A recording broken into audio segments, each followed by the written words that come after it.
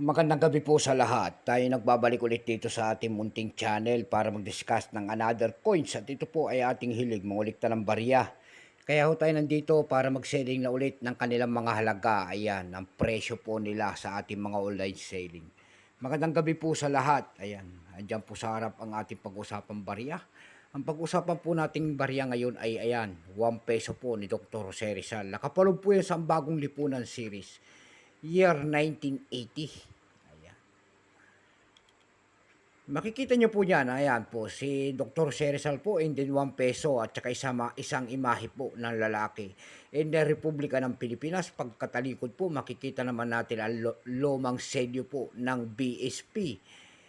In the year 1980 po, ayan. Nakatayong liyong po and then nakabukang pakpak ng agila, hindi tatlong bituin. Ayan. Yung liyong po dyan ay simbolo po ng Espanya, yung agila po ay simbolo po ng Amerika, yung tatlong bituin po ay sagisag sa atin, Luzon, Visayas, Mindanao. And then, bagong lipunan series. Ayan. Bangko Sentral ng Pilipinas ang nakanyang nasa baba. Ayan.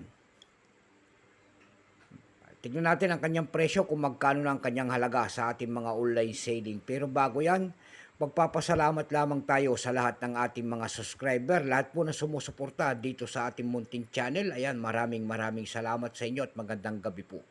Ito ang ating pag-uusapang barya ngayon kung magkano na ang kanyang mga presyo. Tignan natin, ayan. Pero bago yan, kilalanin mo muna natin siya. Issue po nito ay Philippines po, period Republic, 1946 up to date po. Type nito standard circulation coins. Years 1975 hanggang 1982. Value nito 1 peso. Nakapalog po sa bagong lipunan series. Currency piso 1967 up to date po. Composition niya na ay copper nickel. May bigat lamang itong 9.5 grams. May haba naman itong 29 mm.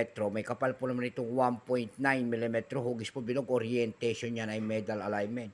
Itinigil naman ang paggamit sa barya na ito ng Pilipinas noong January 2, 1998, number NDAS 3748, reference number KM-209. Ito pong year 1980 na ito po ay 5% lamang. Ayan, 5% po.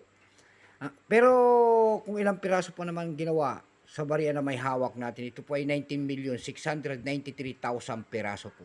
May price na rin po ito doon sa ating numista.com, yung kanyang verified ay 54 pesos. Tayo dumako sa kanyang mga presyo sa ating mga online selling tulad ng ab.com.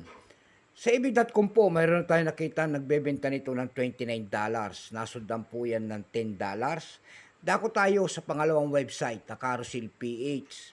Sa Carousel PH naman po, mayroon na tayo nakita nagbebenta nito ng 700 pesos.